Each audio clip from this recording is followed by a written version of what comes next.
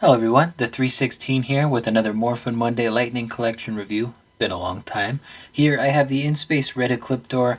I got this on a sale from Big Bad Toy Store. I forget how much I spent on this. It was no more than, I think, like $18. So, it's been a while since we've seen the Lightning Collection on this channel. A couple months now that I think about it. Can't remember what the last review was. Was it Street Fighter? I feel like I had one just after that, but there's a look at the box for you. I think they still have some on the website, but yeah, haven't seen one of these boxes in a while. It's kind of a trip, but anyway, let's go ahead and open it. I got to appreciate Hasbro for one thing. It's very easy to get these things out of the package. That took me barely a minute. Like, when I open up a McFarlane figure, I'm constantly snipping away at those plastic twist tie type of things, but anyway, this figure comes with only a few accessories. You get a pair of fists, one for each side. This one's the only one that has gold knuckles on it, but this hand has gold knuckles on it, which is a holding hand for the sword. And he comes with a lightning effect piece for his left hand here. This looks pretty good. I like that it's blue. And then lastly, he comes with the sword here. I think the sword is reused. I'm trying to see. Yeah, I can't see the other Ecliptor on my shelf from here, but I'll try to do a comparison. Looks good though. Good looking sword. It's gold. It's got red, yellow, blue. And that can go in his right hand.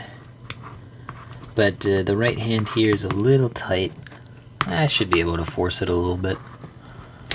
Do as I say, not as I do, right? Yep, got it in there easily enough. But yeah, this figure is almost complete reuse of the regular Ecliptor, but they did change the arm here, which is accurate. Same thing with the shoulder pad. The shoulder pad is different. The regular Ecliptor has a shoulder pad that goes up like that. This one, just like a big ball, and it goes down. I might need to use a heat gun on that, or hairdryer, to reshape that, because it's a bit wonky looking.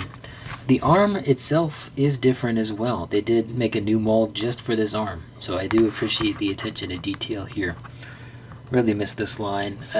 What I've always really liked about this particular figure mold is that it actually looks like someone in an outfit, and then when you do move it, it looks like someone in an outfit, struggling, with movement because of the way the armor pieces are on here. And this is all wobbly, but it stays on. But again, really good job with the mold, but again, almost complete reuse except for the arm here and that shoulder pad. It's been a while since we did articulation. The back of the figure looks pretty plain. There's like no paint at all, except on the shoulder pad here and technically the forearm. But yeah, it's been a while since we did articulation. Let's go ahead and do it. But Red Ecliptor, he can go side to side.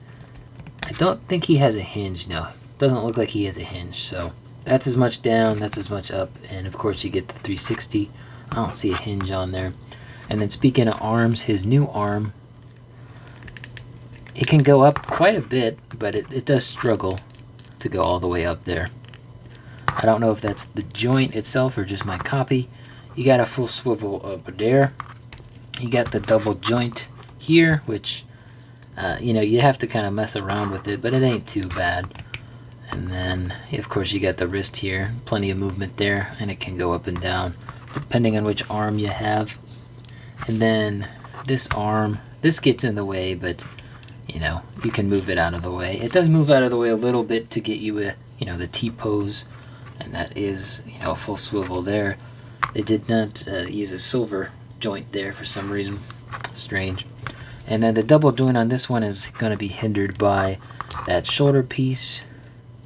And ow, just pinched my finger. Ow, that did hurt. But you can get a pretty good bend on that even if it runs into the shoulder piece there. And of course I already showed you the sword here, but the overlay on this forearm piece does get in the way of movement there, but you got plenty. You don't really need to go that way with a sword anyway. Hopefully I don't pinch myself again. Okay, we didn't. Good. And then he's got a midsection, which good amount of ball on that. Can go back, can go forward. There's the forward, there's the back. Back looks really good.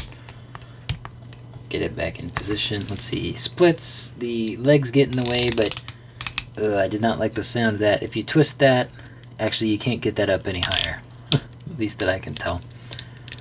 And then the knee joints here, if I could get the bottom, yeah, not too bad. And then you got the foot here, got the pivot, got the hinge. Yeah. One thing to note though about this figure, I think it actually works in the figure's benefit, is that there's a bunch of different shades of red plastic here. The crotch piece is a very dark red, same thing with the midsection. And then you have this really bright, almost orangey pink kind of chest piece on top of this darker, chest overlay. Okay, that's not an overlay, but this part is an overlay. It's like not molded on. It's tacked on. I do believe this is paint on this midsection piece, though. This is like an orange color down here. And then, this is a different red. It's almost got a purpley blue color to it. But again, I think that works in the figure's benefit. It makes it look more interesting. It's not supposed to be like, completely show accurate. It's supposed to be show accurate, of course, but the lighting in the scene in which it's featured, when it's going up against the one Megazord that it blows up, it looks fine. Pretty good. Not exact, but good enough. And I think it was an easy remold for them. But anyway, size comparison time. Not going to do too much here, but Ecliptor here at the top of his head stands at about 6 3/4 inches. And you know what? I'm not going to cut for this. I'm just going to move him over here. We got all of our usual suspects, of course. Spidey-Man there. G.I. Joes.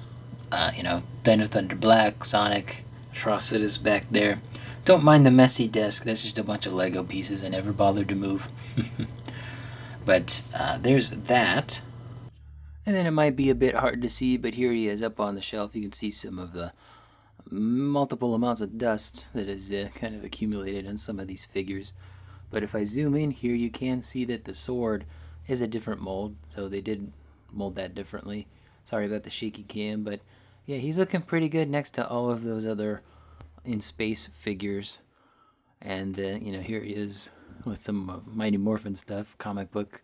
I have almost a full collection of Lightning figures. There's just about a handful I'm missing, but yeah, hope you guys enjoyed the video. Let me know in the comments down below what you think of this figure. Don't forget to leave a like on the video, subscribe, and hit the bell. It all helps out the channel. And as always, peace.